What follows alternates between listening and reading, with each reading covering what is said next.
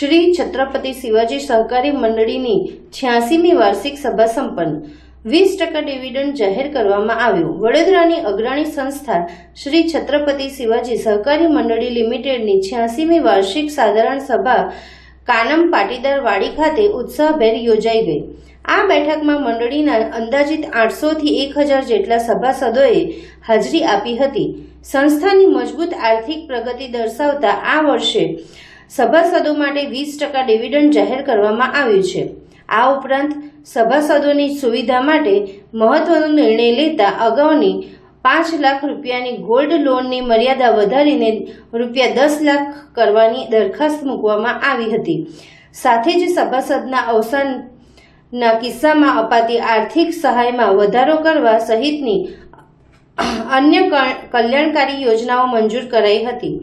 મંડળીના પ્રતિનિધિએ સંસ્થાની પ્રગતિનો મુખ્ય પાયો સભાસદોના સાથ સહકારને ગણાવ્યો હતો।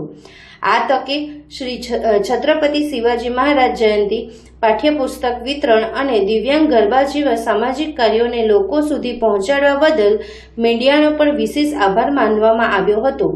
વધુમાં શ્રી છત્રપતિ શિવાજી સહકારી મંડળીના અધ્યક્ષ ગૌરવભાઈએ જણાવ્યું હતું, શ્રી છત્રપતિ શિવાજી સહકારી મંડળી લિમિટેડની 86મી વાર્ષિક સાધારણ સભાનું આજે આયોજન કાનમ પાટીદાર વાડીમાં થયેલું છે, જેનામાં અંદાજિત 800 થી 1000 જેટલા સભાસદો આ સમગ્ર સભામાં જોડાયેલા હતા, જે સંસ્થા માટે ગર્વની વાત છે। અને આજે ઘણો આનંદ થાય છે કે સંસ્થાએ પોતે 20% ડિવિડન્ડ ડિક્લેર કર્યું। તેની જોડે કે જે ગોલ્ડ લોન 5 લાખ સુધી આપતી હતી તેની માટે આજે સભામાં 10 લાખ સુધીની માંગણીની રજૂઆત કરી અને બીજી અવગણિત નવી યોજનાઓનું બી અમલીકરણ માંજુ આજે સભામાં મૂકેલું છે। તે જ જોડે સભાસદો મૃત્યુ થાય તો જે આર્થિક સહાયમાં પણ વધારો કરવાનું આજે જાહેર કરવામાં આવેલું છે। અને હું વિશેષ આભાર મારા માનવતા સભાસદોનો કરું છું કે જેઓ જાગૃતતાથી સંસ્થાને સદૈવ સાથ સહકાર આપતા હોય છે અને સંસ્થાની પ્રગતિનો મૂળ પાયો જો છે તો તે મારા માનવતા સભાસદ છે, જેમના સાથ સહકારથી મંડળીએ આટલી મોટી પ્રગતિ હાંસલ કરી છે। હું આપના મીડિયાનો વિશેષ આભાર કરું છું કે જેઓ સંસ્થાના દરેકે દરેક કાર્યક્રમ, શિવાજી જયંતિનો કાર્યક્રમ હોય, બાઉલ વિતરણ, છત્રપતિ શિવાજી મહારાજની જયંતિ હોય, બાઉલ વિતરણ હોય, દિવ્યાંગ ગરબા હોય, ભેટ યોજના હોય, કે સંસ્થા જે લોકો માટે, સભાસદો માટે કરે તે લોકો સુધી પહોંચાડવાનું કામ અમે પ્રયત્ન કર્યા છે, પણ એ લોકો સુધી પહોંચાડવાનું કામ આપની મીડિયાએ કર્યું છે। તો આજના દિવસે હું તમામ સભાસદો વતીથી આપના મીડિયાનો બી આભાર વ્યક્ત કરું છું અને આપના સહકાર આવો મળતો રહેશે એવી આશા વ્યક્ત કરું છું। વડોદરાના શનિદેવ મંદિરે ઉમટું ભક્તોનું ઘોડાપુર, તેલ અભિષેક અને મહાઆરતી યોજાઈ। વડોદરા ન્યાયના દેવતા શ્રી શનિદેવ મહારાજના જન્મોત્સવ નિમિત્તે મીરા 4 રસ્તા પાસે જલારામનગર સ્થિત નવગ્રહ મંદિર ખાતે ભવ્ય ધાર્મિક કાર્યક્રમો યોજાયા હતા। આ પાવન અવસરે સમગ્ર મંદિર પરિસરને આકર્ષક ફૂલો અને રંગબેરંગી લાઇટિંગથી દિવ્ય રીતે શણગારવામાં આવ્યું હતું। વહેલી સવારથી શ્રદ્ધાળુઓની ભારે ભીડ ઉમટી પડી હતી। ભક્તોએ કતારબદ્ધ ઊભા રહીને શનિદેવને તેલ અને પ્રસાદ અર્પણ કરી પરિવારની સુખ શાંતિ માટે આશીર્વાદ મેળવ્યા હતા। મંદિર અને પરિસરમાં આયોજિત વિશેષ ભજન કીર્તન અને દિવ્ય મહાઆરતીમાં મોટી સંખ્યામાં લોકો જોડાયા હતા, જેનાથી સમગ્ર વાતાવરણ ભક્તિમય બની ગયું હતું। આ જલારામનગર નાથીબા સોસાયટી પાસે શનિ મહારાજ નવગ્રહનું મંદિર આવ્યું છે। આજે શનિ જયંતિ છે। સવારે 9:30 થી 12:30 હવન રાખ્યું તો 12:30 આરતી રાખી હતી ને સવારે બધી આરતી ભાવિ ભક્તો તેલ ચડાવવા માટે બધા ભાવિ ભક્તો આવતા હતા। સવારની ભીડ મંદિર ફૂલોથી શણગારવામાં આવે છે, લાઇટો ફૂલોથી મંદિર શણગાર્યું છે ને બુંદીનો પ્રસાદ રાખવામાં આવ્યો છે। મંદિર સાંજે શું આજે મંદિરમાં સાંજે 7 વાગે આરતી છે, બુંદીનો મહાન પ્રસાદી રાખી છે। બુંદીનો પ્રસાદ। આપનું નામ? મનોજ જોશી।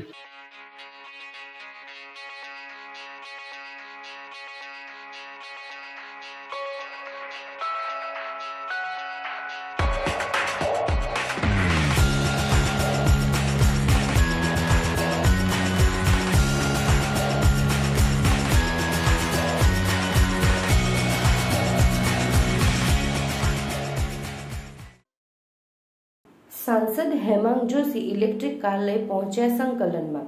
પત્નીની ઇલેક્ટ્રિક કાર લઈને આવ્યા સાંસદ। પ્રધાનમંત્રીની અપીલને રાખી માન્યતા। હવે એવી ટેવ પણ પાડીશ કે ઇલેક્ટ્રિક કાર લઈને આવો, હેમાંગ જોશી। એક જ જગ્યાએ જવું હોય તો એક જ ગાડીમાં જવું જોઈએ. પર્યાવરણ બચાવવા અને ફ્યુઅલ બચતનો આપ્યો સંદેશ. આપણા દેશના યશસ્વી પ્રધાનમંત્રીજીએ જ્યારે આ વૈશ્વિક પરિસ્થિતિઓને ધ્યાનમાં રાખી અને સમગ્ર દેશવાસીઓને જે આહ્વાન કર્યું છે અને આ આહ્વાનની અંદર તમામ દેશવાસીઓને જે અમુક અપીલો કરી છે એની અંદર એક મહત્વપૂર્ણ અપીલ એ ઈંધણ બચાવવાની પણ અપીલ છે. અને આ અપીલના અંતર્ગત જે એનર્જી સસ્ટેનેબલ જે ઓપ્શન્સ છે એને આપણે કઈ રીતે એક્સપ્લોર કરી શકાય એ માટેના આજે એક જે પહેલ છે એ મારા દ્વારા કરવામાં આવી છે. આજે જ્યારે મારા ધર્મપત્ની પાસે જ્યારે ઇલેક્ટ્રિક વ્હીકલ હોય અને તેઓને આજે એમના નોકરી અર્થે ના જવાનું હોય, આજે હું એમનું ઇલેક્ટ્રિક વ્હીકલ લઈને આવ્યો છું. અને જ્યારે પણ અમારા ઘરે આ ઇલેક્ટ્રિક વ્હીકલ ઉપલબ્ધ હશે ને મારો પ્રવાસ થવાનો હશે ત્યારે આ જ ઇલેક્ટ્રિક વ્હીકલથી પ્રવાસ કરવાનું હું પ્રયોગ કરીશ. અને એ પ્રયત્નથી માનનીય વડાપ્રધાનશ્રીની અપીલમાં હું મારું પણ ખિસકોલી સમૂહ શું યોગદાન આપી શકું એ માટેનો પ્રયાસ કરીશ. માનનીય મુખ્યમંત્રીશ્રીએ પણ આ અપીલને ધ્યાનમાં રાખી અને ગઈકાલે કેબિનેટની બેઠકની અંદર અમુક સૂચનો કર્યા છે. જે વિભાગોની અંદર વર્ક ફ્રોમ હોમ શક્ય બનશે ત્યાં જરૂર પડીએ એના માટે વિચારણા કરવામાં આવશે. બાજવાના આંબેડકર નગરમાં રહેતી પાયલબેન આપઘાત કર્યો. પિયર પક્ષના પરિવારનો આક્ષેપ હત્યા કરવામાં આવી. વડોદરાના બાજવા ગામમાં લવ મેરેજ કરીને રહેતા પાયલબેન, મળતી માહિતી પ્રમાણે પાયલબેન પોતાના ઘરમાં ફાંસી ખાઈ લીધેલી હાલતમાં હતા. ત્યારબાદ પરિવાર દ્વારા પિયર પક્ષની જાણ કરવામાં આવી હતી. મૃતદેહને પોસ્ટમોર્ટમ કરવા માટે બાજવા સામૂહિક આરોગ્ય કેન્દ્રમાં લેવામાં આવ્યા હતા. ત્યારબાદ પરિવાર દ્વારા કહેવામાં આવ્યું કે દીકરીની બાળક ન થતા હતા અને વારંવાર પરેશાન કરવામાં આવતી હતી. જવાહરનગર પોલીસ દ્વારા તપાસ હાથ ધરવામાં આવી. હાલ પોલીસ કાફલો બાજવા સરકારી હોસ્પિટલે કાયદા વ્યવસ્થા જળવાઈ રહે તે માટે ગોઠવી દેવામાં આવ્યો હતો. હાલ પોસ્ટમોર્ટમ અર્થે બાજવાથી સયાજી હોસ્પિટલમાં મૃતદેહને લઈ જવામાં આવ્યો. પોસ્ટમોર્ટમ રિપોર્ટ બાદ જ ખબર પડશે કે હત્યા કે આત્મહત્યા. શું સમગ્ર ઘટના હતી અને જેવી રીતે આક્ષેપ છે કે ફાંસી નથી ખાધી, મારી નાખી છે, શું સમગ્ર ઘટનામાં શું કહેવા માંગો તમે? મારું તો એટલું જ કહેવું છે સાહેબ, આ કંઈ ફાંસી ખાધી નથી, ફાંસી આપવામાં ગઈ છે. ફાંસી ખાધી હોય ને તો અહીં નીચે ગળા હોય, અહીં ના હોય, અહીં ઘોઘડે ના હોય, એટલે ઉપર ના હોય. એટલે કાયદેસર રસી લઈ અને આ લોકોએ ખેંચીને પહેલી મારી નાખી અને પછી એને લટકાવી દીધી. અમારું તો એ જ કહેવાનું છે કે ખરેખર આ લોકોને આ છોકરીને મારી નાખી અને વસ્તાર નતા થતા એના કારણે આ લોકો એવું કે એને વિદેશ મોકલવાની છે, એને વસ્તાર કરવા માટે. એટલે ભાઈ આ ધંધા કરતો તો હવે અમારું તો કેવું એવું છે કે અમારે તો પોલીસને બી કેવું એવું છે કે ભાઈ આ વ્યક્તિ આવા ધંધા કરાવતો તો બીજાની જોડે, તો આ વિદેશ મોકલે આ છોકરીને. તને વસ્તાર ના થાય તો વિદેશ મોકલવાની એ છોકરીને એના પિયર મોકલવાની હોય, કંઈને વિદેશ ના મોકલવાની, એના મા બાપને સોંપી દેવી હતી. તારા ઘરે વસ્તાર ના થાય તો એના મા બાપને સોંપી દેવી હતી. અને અમને જાણ થઈ એટલે અમે અમારા પડોશી છે અને પહેલાં અમારા કિશનવાડીમાં જ રહેતા હતા, બા આ છોકરી અમારે જ મોટી થઈ ગઈ એટલે હું મારા વિસ્તારના છે. અને આ છોકરીને પહેલી પરણાવીને તો બી અમે પરણાવી છે. એટલે અમે એના પડોશી છે ને અમે એમના લાગણી વ્યક્તિ છે. અને આ લોકો ધમકી આપે તમે કેવા બાજવામાં આવો છો, એટલે ભાઈ અમે આ બાજવા આવ્યા મારવા હોય તો અમે આ ઉપર. તમે જ્યારે ત્યાં દીકરીને જોઈ કેવી પરિસ્થિતિ હતી અને તમને શું લાગ્યું? મને તો એક જ પરિસ્થિતિ થઈ કે એના આજુબાજુ કંઈ મારી નહીં એટલે દેખાવા પૂરતી. જ્યારે દોરેથી ખેંચીને જેને મારી નાખી હોય તો પછી આજુબાજુ મારવાની એને જરૂરી શું હોય? એટલે અમારી તો શંકા એ જ છે કે ખરેખર આ છોકરીને મારી નાખી. અને પરિવારને શું ધમકી મળી રહી છે? હા, એમના પરિવારને ધમકી આપે છે. શું આપે છે? કે તમે કેવી બાજવા આવો સહી ગાડી લેવા, મેં તમને બતાવું. એના ઘરવાળો, એના સગા સંબંધી, એની બેન વકીલ છે એટલે એની વકીલ છોડાઈ લેશે. અને પોલીસે અત્યાર સુધીમાં કોઈની ધરપકડ કરી ખરા? ના, કોઈની ધરપકડ નથી. હવે તમારી પોલીસ પાસે શું માંગ છે? અમારે તો એમને સજા થવી જોઈએ, મારવા વાળાને કાયદેસર સજા થવી જોઈએ. આ હત્યા છે, કોઈ આ મારે ફાંસી નથી ખાધી, એની હત્યા કરવામાં આવી છે. અમારું કેવું એક જ છે. ગુનો કરી દીધો અમે, વસ્તાર ન થાય એનો મતલબ બહાર મોકલી દેવાની, એ કઈનું કારણ છે? કયા મેળે એમાં લખેલું છે શાસ્ત્રમાં કે છોકરીને વસ્તાર ના થાય એટલે બીજે મોકલવાની, કોઠા પર મોકવા માટે એને પહેરાવી અમે. અમારું એ જ કહેવું, અમારે તો ન્યાય જ જોઈએ, બીજું કશું નહીં. હતી બાદરુલ સામરદેવી ગામ પૈના અને વારંવાર ધમકી આપતો. અને આ તો હાફ મર્ડર જ છે, મર્ડર જ કરેલું જ છે. તો ઘરે ફાંસો ખાધો નથી અને એને કરાર બી લખેલો કાલે. શું કરાર લખેલું? એ તો એને લખાયેલો એની જાતે લખાયું, છોકરી જોડે ધમકી આપી. હવે શું લખાયું આપણને ખબર નહીં, એવો બતાવતો નથી. મારી નાખી એવું લાગે છે મને સાહેબ, એને મારી નાખી એવું લાગે છે અમને. અને એવો મને ધમકી આપતેલો, વારે વાર મને ધમકી આપતો હતો. હા, આ પેલા પણ ઘણીવાર ધમકી મળેલી છે તમને? હા, ધમકી મળેલી છે. આજે 4 દિનથી ધમકી આપતેલો મને. કેવી ધમકી આપતો હતો? મને કે તમારા તાકાત હોય તો આવી જાઓ બાજુમાં એમ. સ્વર્ગસ્થ શ્રી પદ્માકર શંકરરાવ પાનવલકરના શરીરદાન મેડિકલના વિદ્યાર્થીઓના અભ્યાસ અર્થે પરિવારે પિતાનું કર્યું દેહદાન. વડોદરા શહેરમાં સામાજિક જાગૃતિનું ઉત્કૃષ્ટ ઉદાહરણ પૂરું પાડતા શ્રી પદ્માકર શંકરરાવ પાનવલકરના શરીરદાન પરિવારે તેમના પિતાના અવસાન બાદ પાર્થિવ દેહનું તબીબી અભ્યાસ અર્થે દાન કર્યું છે. મૃતકના પુત્રએ મીડિયાને જણાવ્યું કે વર્ષ 2016માં તેમના માતા પિતા બંનેએ સ્વેચ્છાએ દેહદાન માટેના ફોર્મ ભર્યા હતા. આ પરિવારે અગાઉ 2 વર્ષ પહેલાં માતાના અવસાન સમયે પણ તેમનો દેહ મેડિકલ કોલેજને સોંપ્યો હતો.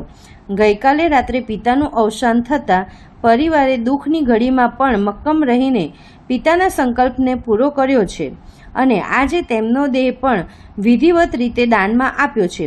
પરિવારના સભ્યો આ પ્રક્રિયાથી અગાઉથી જ વાકેફ હતા. મેડિકલ કોલેજમાં ભણતા વિદ્યાર્થીઓને માનવ શરીરની સંરચના સમજવામાં અને સંશોધનમાં આ દેહ ઉપયોગી સાબિત થાય તેવા આશયથી આ પ્રેરણાદાયી નિર્ણય લેવામાં આવ્યો છે. દુઃખના સમયે પણ રૂઢિચુસ્ત પરંપરાઓથી ઉપર ઉઠીને માનવ કલ્યાણ માટે લીધેલા આ પગલાંને સ્થાનિકોએ બિરદાવ્યું છે. અમારી બેન મનીષા, અમારા ફાધર એક્સપાયર થઈ ગયા ગઈકાલે રાત્રે. મમ્મી બોડી ડોનેટ કરવાનું ડિસિઝન લીધું છે. 2016માં મારા ફાધરે અને મારા મધરે ફોર્મ ભર્યો હતો. મારા મધર 2 વર્ષ પહેલા એક્સપાયર થયા, એમની પણ બોડી ડોનેટ કરેલી છે અને મારા ફાધરની આજે બોડી ડોનેટ કરી છે. મેડિકલ કોલેજમાં કામ લાગે એના માટે અમે આ ડિસિઝન લીધું છે અને આ પ્રોસેસ મને બહુ પહેલાથી ખબર હતી, એટલે અમે આ સ્ટુડન્ટને ભણવા માટે કામ લાગે એટલે બોડી ડોનેટ કરી. શ્રીપાદ. મોંઘવારીનો બોમ્બ ફૂટ્યો. પેટ્રોલ ડીઝલના ભાવમાં પ્રતિ લીટર 3 સુધીનો તોતિંગ વધારો, જનતાને ઝટકો. ઈરાન અને અમેરિકા વચ્ચે વધતા વૈશ્વિક તણાવની સીધી અસર હવે ભારતીય જનતાના ખિસ્સા ઉપર પડી રહી છે. મિડલ ઇસ્ટ સંકટ વચ્ચે દેશમાં પેટ્રોલ અને ડીઝલના ભાવમાં મોટો ઉછાળો આવ્યો છે. ભારતીયો માટે આજની સવાર આંચકાજનક રહી છે. વૈશ્વિક સ્તરે ચાલી રહેલા યુદ્ધ અને તેલ પુરવઠામાં અવરોધના કારણે કેન્દ્ર સરકારે પેટ્રોલ અને ડીઝલના ભાવમાં વધારો કરવાની ફરજ પડી છે. નવી કિંમતો શુક્રવાર 15 મે 2026થી અમલમાં આવી ગઈ છે. ડીઝલના ભાવમાં થયેલા વધારાને કારણે ટ્રાન્સપોર્ટેશન ખર્ચ વધશે, જેની સીધી અસર જીવન જરૂરી ચીજવસ્તુઓના ભાવ પર પડી શકે છે. વડાપ્રધાન નરેન્દ્ર મોદીએ પણ તાજેતરમાં જ ખાનગી વાહનનો ઓછો ઉપયોગ કરવા અને વર્ક ફ્રોમ હોમ પર ભાર મૂકીને ઈંધણ બચાવવા અપીલ કરી હતી, જે ભાવ વધારાના સંકેત તરીકે જોવામાં આવી રહી છે.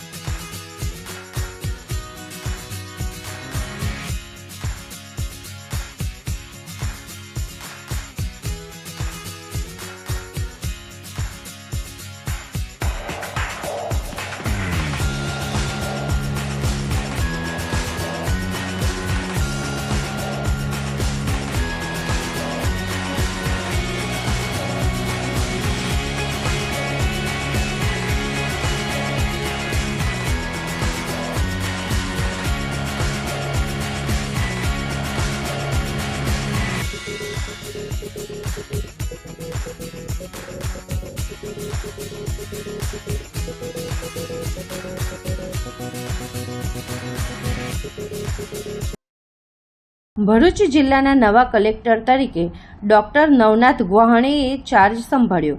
ગુજરાત સરકાર દ્વારા તાજેતરમાં કરવામાં આવેલી બદલીઓના ભાગરૂપે ભરૂચ જિલ્લાના નવનિયુક્ત કલેક્ટર તરીકે 2016 બેચના IAS અધિકારી ડોક્ટર નવનાથ ગુહાણેએ આજે વિધિવત રીતે કાર્યભાર સંભાળી લીધો છે.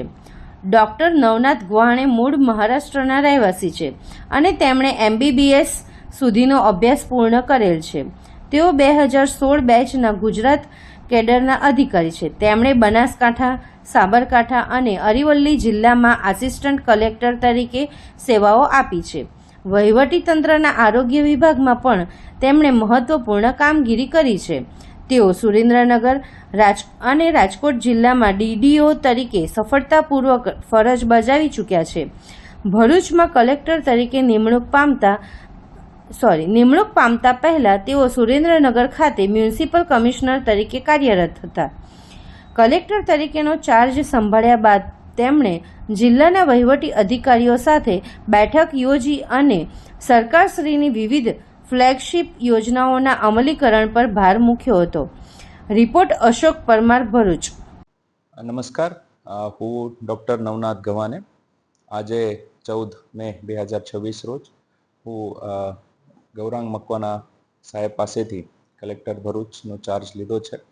આ જિલ્લામાં જે જોઈનિંગ મારો થયું છે આ બાબત હું પણ આનંદી છું અને જિલ્લાની સેવા કરવા માટે હું કટિબદ્ધ છું. Thank you. વડોદરાના કમાટીબાગમાં દીપડાની પજવણી કરવામાં આવી. સોશિયલ મીડિયા પર લાઇક્સ મેળવવા નિયમોનો સરેઆમ ભંગ કરવામાં આવ્યો. સુરક્ષાને જોખમમાં મૂકી યુવકોએ વિડીયો ઉતાર્યો. દીપડાના પિંજરા પાસે જઈ જોખમી વિડીયો ઉતાર્યો અને દીપડાની પજવણી કરવામાં આવી. કમાટીબાગના પ્રાણી સંગ્રહાલયના સિક્યોરિટીની કામગીરી પર સવાલો ઉઠ્યા. વિડીયો સોશિયલ મીડિયામાં વાયરલ થતાં મામલો બહાર આવ્યો. શું આ યુવકો સામે કોઈ પગલાં લેવાશે કે પછી પ્રાણીઓની પજવણી સામે કોર્પોરેશન આંખ આડા કાન કરશે? मैंने ऐसा काम कर दिया जो पूरी दुनिया में कोई नहीं कर सकता है. दिख रहा होगा कि दूर से सबको खड़ा होकर देखने मिल रहा है, लेकिन गाइस मैं आपको बता दूं तो मैं उसके अंदर गया, अपनी जान का खतरा देके मैं उसके अंदर गया. आप लोग वीडियो में देख सकते हो. खाली पीछे ये जस्ट मेरे पीछे गाइस देखो, जस्ट मेरे पीछे ये देख, बहुत डर लग रहा है. हेलो जो गाइस आ रहा है एंड गाइस वो हमारा जान लेने के फिराक में था. कोई जाली नहीं बीच में होती तो मेरे को पक्का मार डालता गाइस. गाइस बहुत पास में आ चुके हैं हम लोग, बहुत हम लोग पीछे था गाइस, हम लोग आ चुके हैं. देखो ये भी था, वो भी था. तो गाइस बहुत पास में से हम लोग आए, बहुत पास में से आए. देखो वहाँ सब लोग थे, हम लोग अंदर तक आए, हम लोग पूरा अंदर, पूरा सामने खड़ा था. हम लोग जस्ट सामने, हम 3 गए थे गाइस. इतना किया यार गाइस, वायरल कर देना ये रील बराबर गाइस. આકાશમાંથી વરસી રહેલી આગ ઓગતી ગરમી. આજે પવન ફૂંકાતા ગરમીમાં લોકોએ અનુભવી રાહત. અસહ્ય ગરમીમાં સયાજીબાગમાં પ્રાણી સંગ્રહાલયના પ્રાણીઓને બરફની લાદીઓ મૂકી આપવામાં આવી. રાહત અનુભવાઈ. સયાજીબાગ પ્રાણી સંગ્રહાલયના મેનેજમેન્ટ દ્વારા ગરમીમાં પ્રાણીઓના આરામ, આરોગ્ય અને સલામતી સુનિશ્ચિત કરવા માટે પ્રયાસો. નમસ્કાર, હું જણાવવા માંગીશ કે અત્યારે જે ગુજરાતની અંદર સમગ્ર ઉષ્ણ લહેર હીટ વેવ જે પસરી ગઈ છે અને અઠવાડિયાની જે હવામાન ખાતા દ્વારા આગાહી આપવામાં આવી છે, આ પરિસ્થિતિને ધ્યાને લઈ અને વડોદરાના શ્રી સયાજીબાગ પ્રાણી સંગ્રહાલયમાં પ્રાણીઓ પક્ષીઓને હીટથી કોઈપણ પ્રકારનો સ્ટ્રેસ ન થાય તેની પૂરતી કાળજી ઝૂ વિભાગ દ્વારા લેવામાં આવી રહી છે. આ તકેદારીના ભાગરૂપે સૌપ્રથમ ઝૂમાં જે છે મૂળ જરૂરિયાત પાણીની હોય, સવાર સાંજ 2 ટાઈમ પાણીનો છંટકાવ કરવામાં આવે છે. પિંજરાઓનામાં અને પિંજરાઓના આસપાસના વિસ્તારમાં, વાડાઓમાં તમામ જગ્યાએ પાણીનો છંટકાવ કરવામાં આવે છે, જેથી ફક્ત પ્રાણીઓને જ નહીં પરંતુ ઝૂ જોવા આવતા સહેલાણીઓને પણ ઠંડક મળી રહે. જે પ્રાણીઓના મોટા વાડાઓ છે એની અંદર અમે સ્પ્રિંકલર્સ ગોઠવી દઈએ છીએ. એવિયરી સિસ્ટમ, એવિયરી જે છે વોકિન એવિયરીની અંદર અમારે ઓલરેડી ફોગર મિસ્ટર સિસ્ટમ છે, ચાલુ હોય છે. સવારે એને ચાલુ કરી દેવાનું છે, સાંજ સુધી એ ટાઈમર સાથેની ફોગર સિસ્ટમ ચાલુ હોય છે અને ફોગર સિસ્ટમથી પક્ષીઓને ઠંડક મળી રહે છે. તે ઉપરાંત પ્રાણીઓમાં બરફના ટુકડા આપવામાં આવે છે, જેને આખો દિવસ તેના સાથે રમી કરી અને તેને ઠંડક મેળવે છે. વાંદરાઓમાં અમે બરફની અંદર ફ્રૂટ્સ ફ્રોઝન કરીને પણ આપવાનું અમારું પ્લાન એ ચાલતું હોય છે, કે જેને કરીને એને બરફ રમી અને એનામાંથી ફ્રૂટ્સ કાઢી અને એ ઠંડા એ ખોરાક એને મળતો હોય છે. તમામ પ્રાણી પક્ષીઓના પાણીની અંદર વેટનરી સપ્લિમેન્ટ, આપણા જે માણસમાં જે ગ્લુકોન ડી કે ORS જેવા સપ્લિમેન્ટ જેવા વેટનરી સપ્લિમેન્ટ્સ આવે છે, ઓગાળીને રાખી દેવામાં આવે છે, તેથી તે પાણી પીવાથી પણ તે કોઈ પ્રકારે પ્રાણી પક્ષીઓને ડિહાઇડ્રેશન ન થાય, સમગ્ર રીતે હાઇડ્રેટેડ રહે. વાઘ જેવા પ્રાણીઓને એના પિંજરાઓમાં હોજ ભરેલા હોય છે, વાઘ છે, હિપ્પો છે, અને તેઓને પાઇપ વડેથી નવડાવવા પણ દેવામાં આવે છે. સમયાંતરે તેમના પર પાણીનો છંટકાવ કરી તેમને ઠંડા રાખવાનો પૂરતો કામગીરી ચલાવવામાં આવે છે. તે ઉપરાંત ખોરાકની અંદર ખાસ કરીને વાત કરું તો સિઝનલ ફળફળાદી અને શાકભાજીનો ખાસ ઉપયોગ કરવામાં આવે છે. તેનું પ્રમાણ વધારી દેવામાં આવે છે, જેમ કે કાકડી, તરબૂચ, શક્કરટેટી ઇત્યાદિના પ્રમાણમાં વધારો કરી ખોરાકમાં આપી દેવામાં આવે છે, જેથી કરીને પ્રાણી પક્ષીઓને ખોરાક મારફતે પણ હાઇડ્રેશન મળી રહે. આવા સમગ્ર તકેદારીના પગલાંના ભાગરૂપે તથા પિંજરાઓની ઉપર સૂકા ત્રાલસા મૂકવામાં આવે છે, અને તેવા ત્રાલસાઓને પણ સમયાંતરે પલાળી દેવામાં આવે છે, જેથી કરીને પિંજરાઓની અંદર ઠંડક બની રહે છે.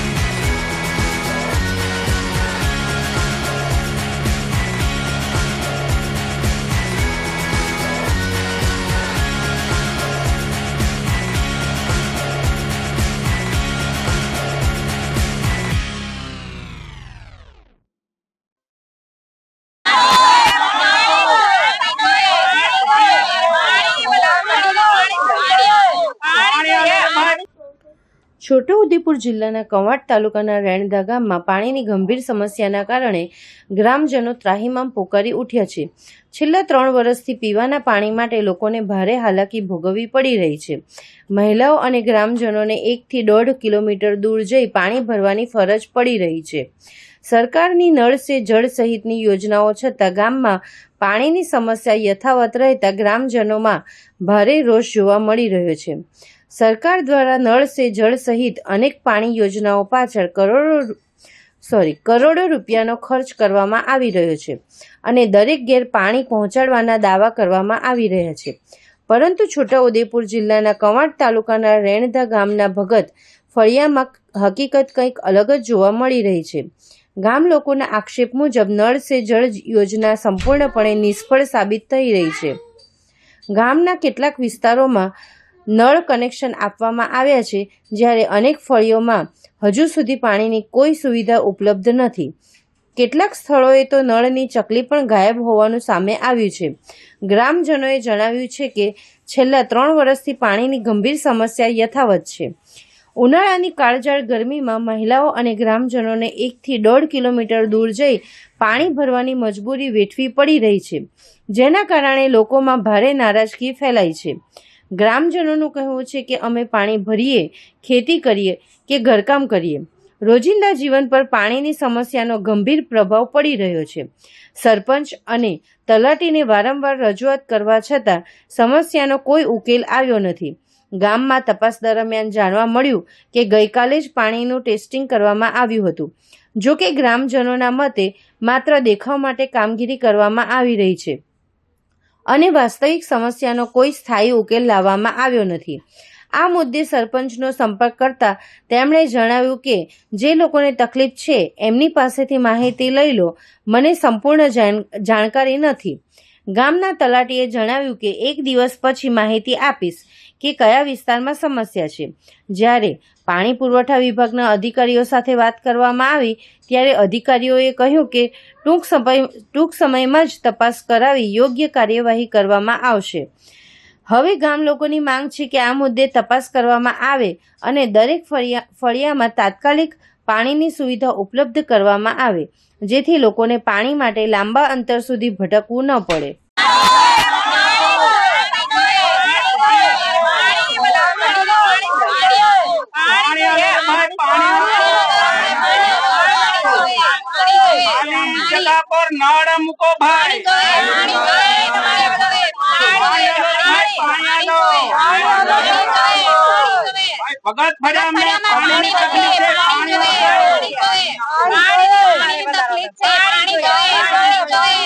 મારું નામ રાઠવા હચલાભાઈ રણસિંહભાઈ. હા, શું સમસ્યા છે તમારા ગામમાં? અમારા ગામમાં રેણદા ભગત ફળિયામાં છે ને 3 વર્ષ થઈ ગયા અને પહેલા અમારે પાણીની ટાંકી છે અહીંયાથી ડાયરેક્ટ આવતું હતું અને આ છે રતનભાઈના ઘરની તો અમારે આ બાજુ છે 7-8 ઘર છે. એમાં નળથી જલ યોજના ચાલુ કરી પણ અહીંયા ટકલા કે કોઈ પાઇપ નાખેલી નથી. અને અત્યારે આ ગઈ સાલ આ ટાંકી બનાવી એમાં થા પર 2 વર્ષ में 3 વખત ની કે 1 વખત આવે પાણી અહીંયા હા આપણા ટાંકી में इमें छोड़े 2 વખત छोड़े 15 દાડે તો મહિને 1 વખત छोड़े. તમારી માંગ શું છે? અમારી માંગ આ છે પાણી ચાલુ થવું જોઈએ અને આ આદિવાસી વિસ્તારના લોકોને છે ને એને કુવામાં કે ચકલા લીન ડોલું લીન જાય અહીંયા બંધ થવું જોઈએ એવી અમારી માંગ છે. કયું ગામ ને કયું ફળિયું? ભગત ફળિયા, રેણદા ભગત ફળિયા. શું નામ તમારું? રાઠવા હચલાભાઈ રણસિંહભાઈ. સરપંચને તમે રજૂઆત કરી? સરપંચને 2 વખત અમે કીધું પણ તે કોઈ સાહેબ આવે તલાટી આવે એવું કહીને મોકલી દે. કયું સરપંચ? હચલાભાઈ રણસિંહ આપણે હચલા સુણિયા. કયા ગામમાં? સિંગલદા. સુમી રાજેશ રાઠવા. હા, શું માંગ છે તમારી? અમારે પાણીના ચકલા આવ્યા પણ તે રસ્તામાં તૂટી જાય એટલે પાણી નહીં આવતું એટલે અમને પાણી જોવે અને 1 કિલોમીટર જેટલું અમારે પાણી લેવા જવાનું. પછી અમને લાઈન જોવે ને પાણી જોવે ને બીજું કેવું કે અહીં ટાંકી બનાવી અહીંયા પાણી આવે તે અહીં લાઈન નથી નાખી. અમારા ઘરોમાં લાઈન નથી પછી કેવી રીતે અમે પાણી અહીંયા લાવીએ? બેડા લઈને જવા પડે અમને રસ્તામાં. કોઈને કુએ પાણી મળે, કોઈને કુએ કઈક બોરિંગ ચાલુ હોય એમ તેમ. પાણી લેવા માટે તમારે કઈ જવું પડે છે? કુવામાં કુએ જવું પડે બહાર. તમારા ઘરેથી કુવો કેટલું દૂર? બહુ સેટો છે અહીંયા. કાં તો કુવો હોય કેટલું દૂર છે? 2 કિલોમીટર જેટલું દૂર કુવો છે. કયું ગામ છે ને કયું ફળિયું? રેણદા ગામ ને ભગત ફળિયું. શું નામ તમારું? સુમી રાજેશ રાઠવા.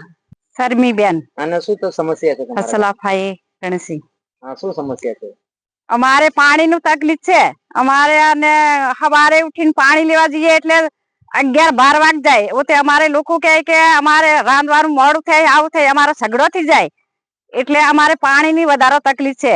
ઓતે ખેતરમાં કામ કરવા કેવી રીતે આમ જઈએ એટલે પાણી ફરતે આમ એ સમય અમારે પૂરો થઈ જાય એટલે પાણીની વધારે તકલીફ છે. પાણીની સમસ્યા તમને કેટલા વર્ષથી છે? અમારે 3 વર્ષથી તકલીફ છે પાણીની વધારે તકલીફ. તમારે પાણી તમારા ઘરેથી કેટલા દૂર ભરવા જવું? 2 કિલોમીટર જવું પડે પાણી લેવા. લાવે એટલે મુંડે બેડું લાવીએ ની ગાડી ની કઈ ની ખેતર મેં લાવીએ એટલે કેવી રીતે મુંડે એટલે એ તકલીફ અમારે છે. એટલે તમારી શું માંગ છે? અમારે પાણીનું તકલીફ છે એટલે અને અમારે ચકલાની કઈ નહીં એટલે પાણી અમારે ભગત ફળિયા એટલે આ પાણી અને પાણી જ જોઈએ અમારી વહેલી તકે પાણી જ જોઈએ. શું નામ તમારું? શર્મીબેન.